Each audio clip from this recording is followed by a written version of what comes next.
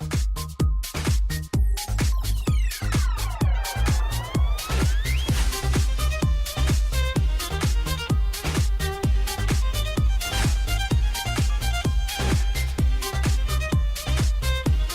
et messieurs, bienvenue dans l'univers de On Transite sur THM, la télé à votre image.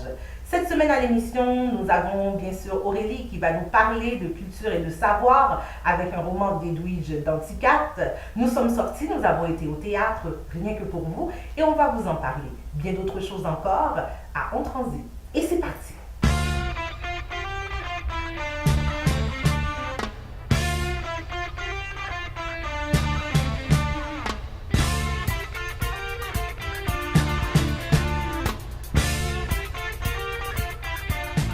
Bonsoir chers téléspectateurs, je suis vraiment ravie de vous retrouver pour un nouveau rendez-vous dans Culture et Savoir. Alors ce soir, je vais vous présenter le roman The Famine of Bones, écrit par Edwidge Danticat et traduit en français par La Récolte douce des larmes. Alors d'ailleurs, ce nom Edwidge Danticat devrait vous être familier car j'avais présenté déjà pendant la saison d'hiver Bright Eyes Memory, donc le roman Bright Eyes Memory qui était traduit en français par Le Cri de l'Oiseau Rouge. Alors, très brièvement, Danticat est née en 1969 à Port-au-Prince, en Haïti. Elle a publié pas mal de romans, des contes pour enfants aussi, dont Brother I'm Dying, Quick Crack ou encore The Famine of Bones. Et d'ailleurs, The Famine of Bones, donc le roman que je présente ce soir, a obtenu en 1999 The American Book Award. Alors tout d'abord, avant de rentrer comme ça dans le roman, je voudrais vous préciser, vous partager quelques petites notes de l'écrivaine sur justement son inspiration, donc sur ce qui a guidé en fait son inspiration tout au long de la création littéraire et aussi vous donner quelques petits repères historiques sur le contexte dans lequel se situe le roman. Alors, ce roman The Famine of Bones se situe dans le contexte du massacre de Pursley, donc du génocide de Pursley, qui est traduit en fait en créole haïtien comme étant le coup de Kutoa. Alors, vous savez en fait qu'au XXe siècle, dans la Caraïbe, on assiste en fait à l'implantation d'un système économique donc articulé autour de la plantation et sous l'égide des États-Unis. Donc il y a plusieurs pays producteurs, plusieurs pôles producteurs de production sucrière, dont justement Cuba. Alors souvenez-vous notamment que dans Gouverneur de la Rosée de Jacques Roumain, on assistait au retour au pays justement de Manuel, qui avait vécu 20 ans à Cuba en tant que coupeur de canne et qui revenait ensuite à Font-Rouge en Haïti. Et on a aussi un deuxième pôle de production sucrière, donc c'est en République dominicaine. D'ailleurs, il y a beaucoup de migrants, donc notamment des migrants haïtiens qui sont partis à l'époque, qui avaient des emplois saisonniers et qui travaillaient en République dominicaine. Sauf que en 1931, le dictateur Rafael Leonidas Trujillo Molina arrive au pouvoir et à ce moment-là, il instaure comme ça une dictature et en octobre 1937, vraiment, on assiste à un génocide, un massacre qui s'étale sur une semaine et qui fait environ 9 000 et 40 000 morts. Et justement, ce qui a vraiment inspiré Danticat pour créer ce roman, déjà il y a eu deux choses. Donc il y a eu premièrement sa rencontre avec l'artiste peintre Ernest Prophète, dont la grand-mère a survécu au massacre de Pursley. D'ailleurs, cet artiste a fait une œuvre picturale qui s'intitulait « Grand-mère me disait que la rivière Massacre était en sang », donc la rivière Massacre qui se trouve à la frontière entre la République dominicaine et Haïti. Et puis, ce qui a aussi motivé la création littéraire de Danticat, ça a été le voyage qu'elle a réalisé en 1994 en République dominicaine dans la tentative de voir cette rivière. D'ailleurs, elle le dit aussi qu'elle avait vraiment envie de toucher la rivière, de vraiment pouvoir la voir de ses yeux-là. Et quand elle arrive, elle dit, et je cite, « Assise au bord de la rivière, discutant avec des enfants qui s'y baignaient et avec des femmes qui lavaient leurs vêtements, j'ai écrit dans mon carnet que la nature est dépourvue de mémoire. Je m'attendais à voir une rivière imprégnée de sang, mais au contraire, j'ai vu des gens vivre avec la douleur d'un passé. » Alors quand elle arrive là en 94, Danticat est un petit peu déstabilisée parce qu'elle s'attendait à voir comme ça un monument peut-être qui consacre la mémoire justement, qui rend hommage à ces victimes du génocide et elle ne voit rien. Donc vraiment, elle va recourir à l'espace de la fiction pour mettre des mots sur le silence de ce génocide et pour élaborer un témoignage qui sera fictif. D'ailleurs, donc elle va essayer de boucher comme ça partiellement des trous de silence. Elle va recourir à son imagination, à sa créativité littéraire aussi, à l'investigation. Elle va aussi aller auprès de personnes qui ont vécu ou de générations justement de ces victimes-là et elle va recueillir comme ça des témoignages. Et à ce moment-là, elle sera en mesure de construire une œuvre qui sera vraiment fictive. Donc d'ailleurs, dès le début, là, avant le début du roman, Dendy Cat va nous mettre une petite note d'avertissement pour dire, voilà, je rédige cette œuvre, vous allez lire cette œuvre, mais c'est une construction qui s'inspire d'événements historiques. Et puis, en tant qu'écrivaine, voilà, je me suis permise de changer des dates, d'altérer certains événements pour pouvoir assurer ce qu'elle appelle le flot de la narration et pour aussi garantir, pour jouir en fait d'une liberté créative. Alors tout d'abord, dans ce témoignage fictif, vous verrez qu'on va assister en fait au récit d'Amabel. Alors Amabel, c'est une domestique haïtienne qui travaille dans une famille dominicaine et elle entretient une relation amoureuse avec un coupeur de canne haïtien qui s'appelle Sébastien. Et en fait, dans le roman, on va voir comme c'est une alternance entre l'intrigue, le récit de vie d'Amabel et la vulnérabilité justement des travailleurs haïtiens en République dominicaine avec toute la restitution de l'atmosphère là, d'insécurité, de précarité aussi, avec les rumeurs sur le massacre, un petit peu de bouche à oreille. Et parallèlement justement à toute cette linéarité de la fiction, du récit d'Amabel, on va aussi pouvoir pénétrer comme ça, à travers un langage très symbolique, très poétique, dans la vie psychique du personnage d'Amabel, donc dans ses rêves, on va explorer un petit peu son trauma, les mécanismes de son trauma. Donc il y aura un langage qui sera vraiment très poétique. Et aussi, j'ai choisi cette œuvre vraiment parce que je pense que c'est une œuvre qui soulève comme ça des réflexions, des problématiques aussi sur les relations entre Haïti et la République dominicaine de plusieurs points de vue. Donc du point de vue historique, du point de vue économique, mais également du point de vue culturel et racial. D'ailleurs, on va voir comme ça des personnages haïtiens qui vivent dans cette ville-là d'Alegria et justement, ils parlent comme ça une langue créolisée. Donc c'est un mélange de créole haïtien et d'espagnol. Et puis aussi, on va voir que pendant le massacre, justement, il y a aussi des Dominicains de couleur noire, en fait, qui vont comme ça, à cause de leur couleur raciale, qui vont se faire prendre pour des Haïtiens. Donc on voit comment les frontières nationales, les frontières culturelles et raciales sont quand même dissipées, sont quand même brouillées en dépit de ce nationalisme racial, de cette épuration ethnique qui est menée par Trujillo. Alors justement, au cœur de toutes ces relations entre Haïti et la République dominicaine, on va aussi explorer le quotidien des personnages et il y a d'autres problématiques malheureusement qui vont se soulever, donc notamment la problématique de l'appartenance, des papiers d'immigration. Donc tout ça c'est déjà évoqué dans ce roman qui a été publié en 1998. Et puis on va voir que du point de vue légal, ces personnages-là n'auront pas de papier d'immigration, ils n'auront pas de droit politique et malheureusement c'est un problème qui ressurgit encore en 2013 et qui se poursuit encore aujourd'hui avec la loi 168-13 qui a été adoptée par la Cour constitutionnelle dominicaine. Donc vraiment les personnages, eux, ils vont dire « Papers are everything », donc les papiers représentent tout, « You have no papers in your hand ». They do with you what they want. Donc, si tu n'as pas de papier dans tes mains, là, ils font vraiment ce qu'ils veulent avec toi. Donc, c'est très problématique. Et même Amabel, à un moment, elle va retourner en Haïti et elle va s'interroger, en fait, parce qu'elle a quitté Haïti, ça fait longtemps. Ses parents sont décédés. Et là, elle va dire, et je cite, « Je savais exactement quoi faire après avoir traversé la frontière. J'aurais changé mes pesos contre des gourdes et j'aurais cherché une maison à louer près de la rue de la Citadelle où j'avais vécu quand j'étais plus jeune. Je me suis demandé qui possédait la maison maintenant et si je pouvais toujours revendiquer ce morceau de terre comme mon héritage.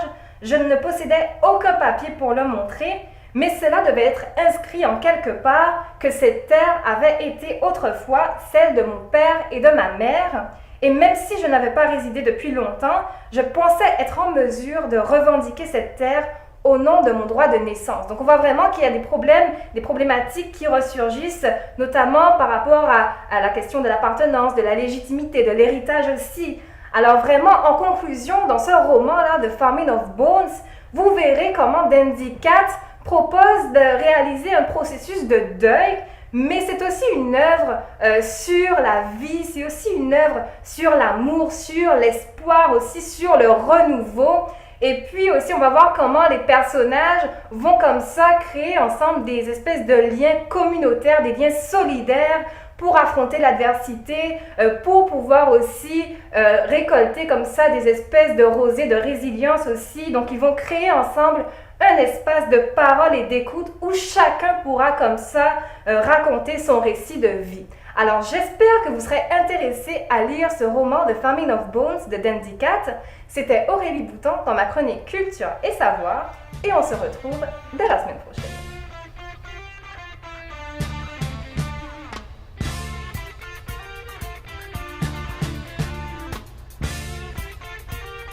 Aujourd'hui, nous sommes en transit dans le quartier Villeray-Parc Extension, sous invitation de l'organisme Transart 2000 pour assister à une pièce de théâtre, L'amour, c'est l'amour. Mia, maman, elle ne me frappe pas. Elle ne crie pas. Non. Quand je fais une bêtise, elle m'explique pourquoi ce n'est pas bien. Et je comprends mieux comme ça. Mais tu sais ce qui est vraiment super ici, Mouchou? Elles me disent à tous les jours qu'elles m'aiment et qu'elles seront toujours là pour moi. Tu vois, Mouchou, moi, je n'ai pas de papa.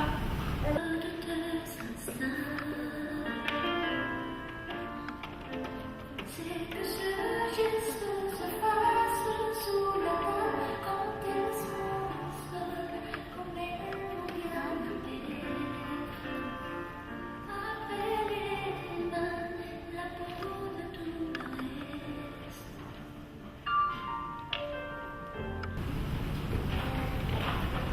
Oh, Dieu là, pour l'amour du ciel, où étais-tu passé? Mais maman, tu savais très bien que j'avais un rendez-vous avec M. Smith. Dieu là, tu l'as parlé toute la journée? Mais que veux-tu dire, mamie? Je ne veux rien dire qui n'a pas été déjà dit, ma fille. Tant mieux pour toi, maman, si tu fais des glaces. C'est ça. Elle, portrait de son âge. Depuis quand tu l'as? Je lui parlais bien. Mais je saurais une angoisse dans sa tête. Elle ne t'a rien dit. Si! Elle m'a tout raconté! Tant mieux. Elle a le courage pour te dire tout. Mais moi, je me demande comment je vais faire pour te parler. Tu as raison, les départements. C'est vraiment une histoire sortie. Cette dame connaît toujours les affaires des autres.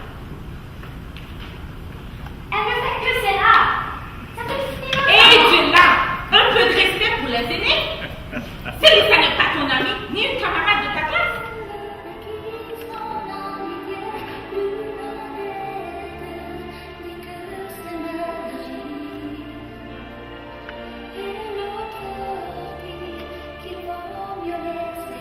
Qu'est-ce qu'elle a fait?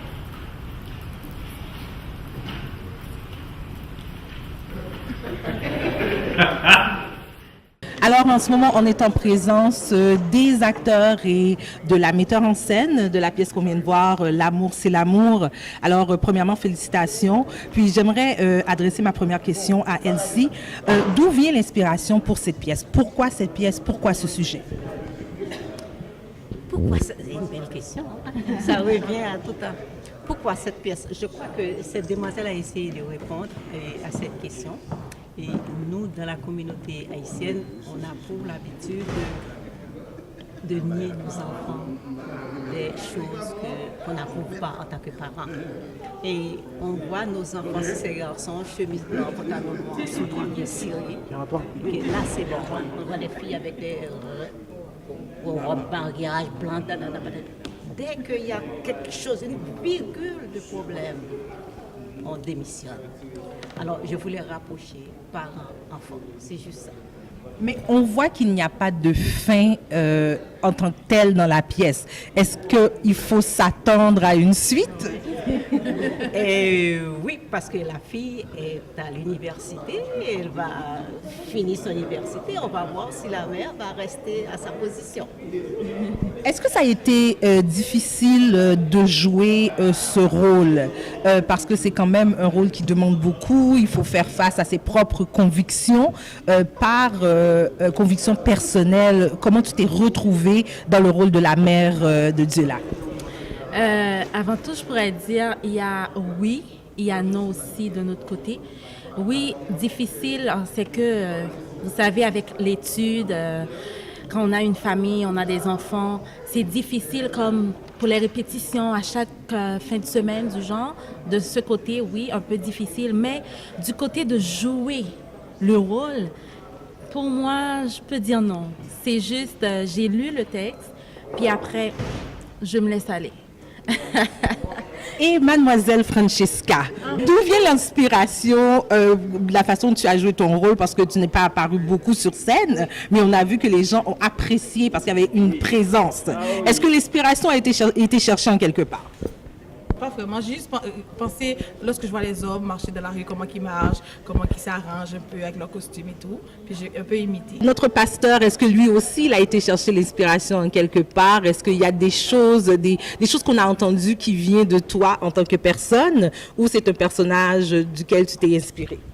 En fait, je suis un enfant d'église. En fait, quand j'étais à l'église, c'est que je portais toujours attention à la manière que les pasteurs parlent, tout ça, de la communauté haïtienne. C'est que je les suivais tout le temps. Et puis, une fois que Elsie m'avait offert le rôle, je me suis dit, oh, mais c'est que là, maintenant, ça va être facile, puisqu'en effet, le fait que je connais mieux, je connais bien comment les pasteurs agissent, la manière dont ils communiquent avec leurs fidèles, tout ça. Puis, j'ai pris la pièce que j'avais vraiment aimée, parce que j'aime vraiment l'écriture d'Elsie. Et ça m'a vraiment inspiré de mieux. Et la dernière, mais non la moindre, notre actrice principale, mademoiselle Diola. Alors, je préfère te laisser la chance de nous parler un petit peu du personnage. Quelles ont été tes impressions lorsque tu as lu le rôle la première fois? Bon, moi personnellement, lorsque j'ai lu le texte pour la première fois, je me suis dit, ah bon, là, parce que c'est des choses qui me passaient tout le temps dans la tête. Comment est-ce que quand quelqu'un a une orientation sexuelle différente que d'autres personnes, par exemple les homos versus les hétéros, puis pourquoi on n'arrive pas à dealer avec dans la société? Puis quand j'ai lu le texte, je me suis dit, mais voyons, pour une fois, quelqu'un en parle, quelqu'un essaie d'en parler, puis je me suis dit, ça vaut la peine vraiment d'essayer de jouer le rôle, puis c'est ça. Mais en tout cas, je vous dis encore félicitations et merci d'avoir ouvert le dialogue, parce que c'est un dialogue intéressant. Et Elsie, à quand devrait-on s'attendre à la suite de L'amour, c'est l'amour? Alors, ce ne sera pas trop long, mais le temps, c'est le temps. Alors, je vous remercie. Parce que, justement, on a 4612, que le monsieur, le 1, c'était lui, et qu'on va venir avec, c'est déjà prêt, et on attend une date propice pour lancer la publicité, et que après 4618, c'est sûr et certain, on va voir si on peut réunir la mère et la fille. En tout cas, ce sont des excellents acteurs. Félicitations encore une fois. Et je vous souhaite bonne chance dans vos prochains projets. Merci. Qu'est-ce qu'elle a fait?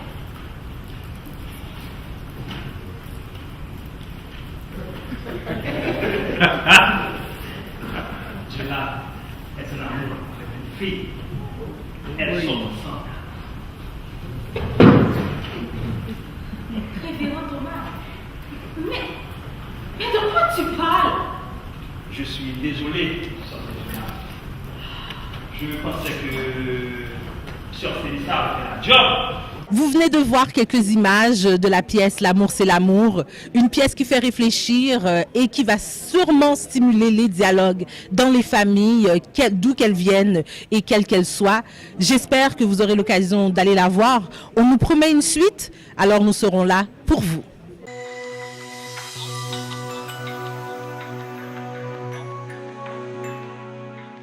Hey, non pas M. Daniel Fils-Aimé, tonton Micha. Regardez ça qui est écrit derrière là. THM. Oui, la télé à votre image. Ouais, moi-même, si c'est pas THM, bon, je fais mes télé.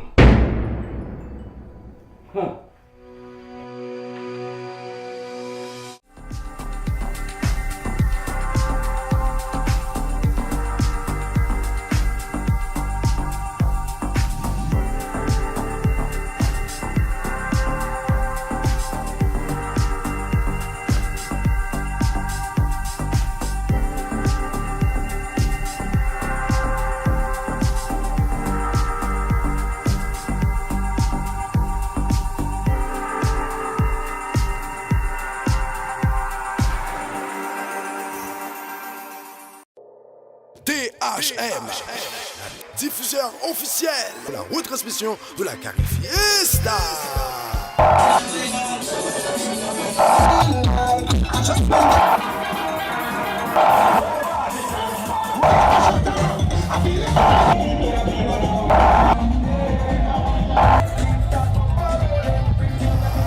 Une présentation de THM, diffuseur officiel. Pour toute information, contactez-nous au 514-903-6846. THM, la télé à votre image.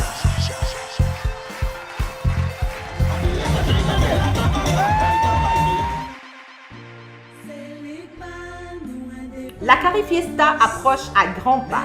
Dans moins de mois, THM sera en direct sur la rue Sainte-Catherine pour la retransmission du défilé qui réunit toutes les cultures de la Caraïbe. Mais la Carifiesta, il y a aussi le défilé des enfants qui a lieu en général une semaine avant, une façon pour les jeunes de participer eux aussi à cette explosion de culture.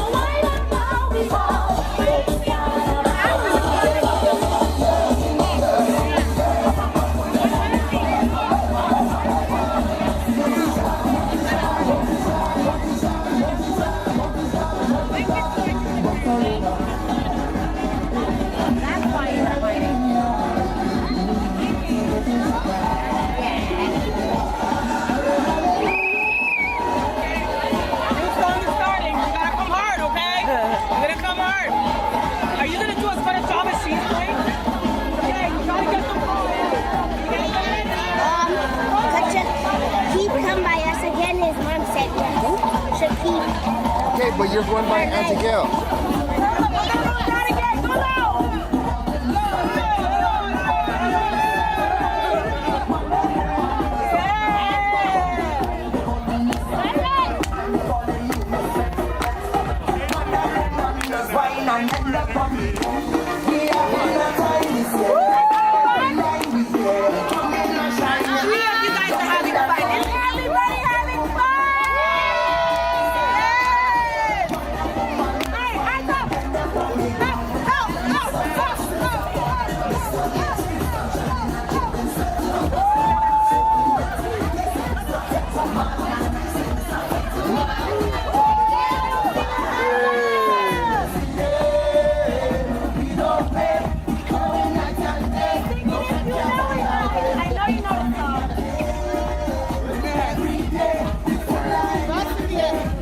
Keep an eye on him.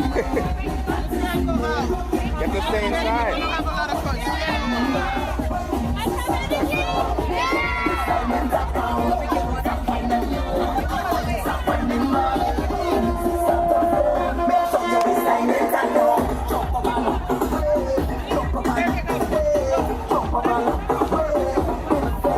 Slow down, slow down, wait.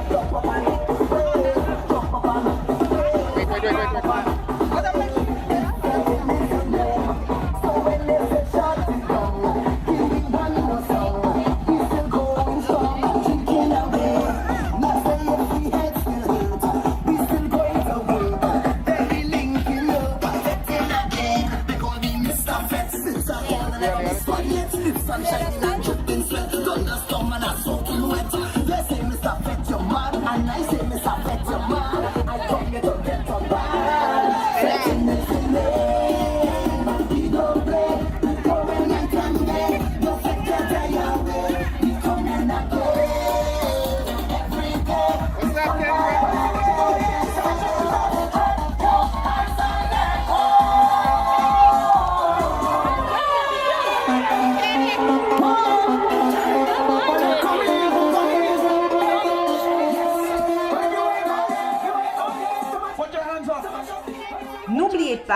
Le rendez-vous est le 8 juillet 2017 à compter de midi pour la retransmission de la 42e édition de la Carré Fiesta et nous serons en direct sur THM, ses réseaux et ses affiliés.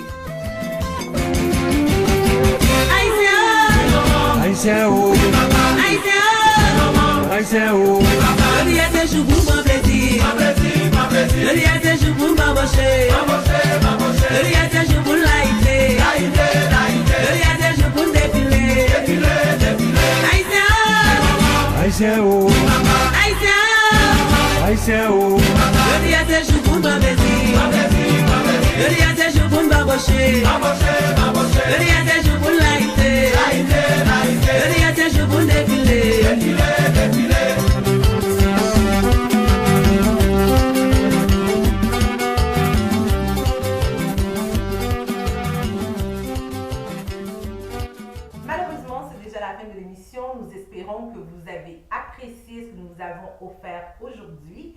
Et comme vous le voyez, ça fait longtemps qu'on ne s'est pas retrouvés côte à côte. Ah oui, effectivement, ça fait du bien, ça rappelle vraiment de bons souvenirs. Donc, très contente en tout cas d'être là. Et bien, pour fêter ça, c'est Aurélie qui nous a suggéré la chanson. Exactement. On nous suggère Karimi et X-Man, c'est le morceau Validé. Bye bye tout le monde. À la semaine prochaine. Ten sol compas, ça passe, Lord of mercy. Soyez nous pas stressés, nous pas pompiers, nous consi nous c'est un week-end prolongé. Fini décompressé, levez la main en l'air, achèvement nous caille balancer. À gauche, à droite, à droite, à gauche, à droite, balancer. À gauche, à droite, à droite, à gauche, à droite. Ok, costard, pantalon, chemise, valide. T-shirt, jean et puis tennis, valide. Robe, talon, aiguille ou leggings, valide. Nous pas venir faire feeling, nous venir pour amuser. Qui ou jeune, qui ou grand, qui ou nègre, qui ou blanc, nous venir pompiers nous ensemble. Mais même si ça fait de là nous différents, nous pas qu'à faire semblant. Là nous qu'à pompiers nous cassons. Soyez nous pas stressés, nous qu'à pompiers nous consi nous c'est un week-end prolongé. Fini décompressé, levez la main en l'air, achèvement nous caille balancer. À gauche, à droite, à droite, à gauche, à droite, balancer. À gauche, à droite, à droite, à gauche, à droite. Karimi X-Men fait être collé, sous Paris mais ça, déplacez là. Martinique, Haïti tête collée, sous Paris mais ça, déplacez là. La Guadeloupe, la Réunion, tout côté, sous Paris mais ça, déplacez là.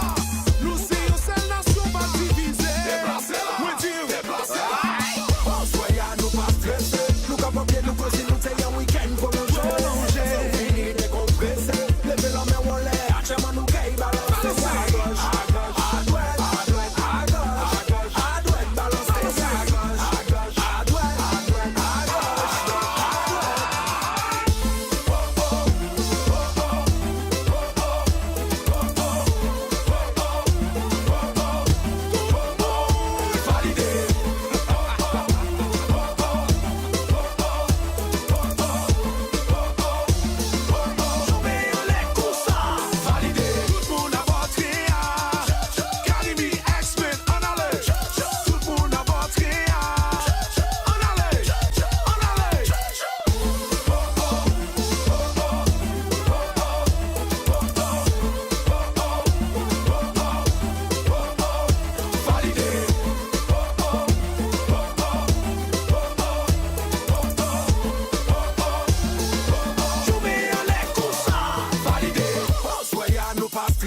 nous qu'à pompiers nous consi nous c'est un week-end prolongé. Si vous finissez décompressé, levez la main en l'air, achèvement nous caille balancer. À gauche, à droite, à gauche, à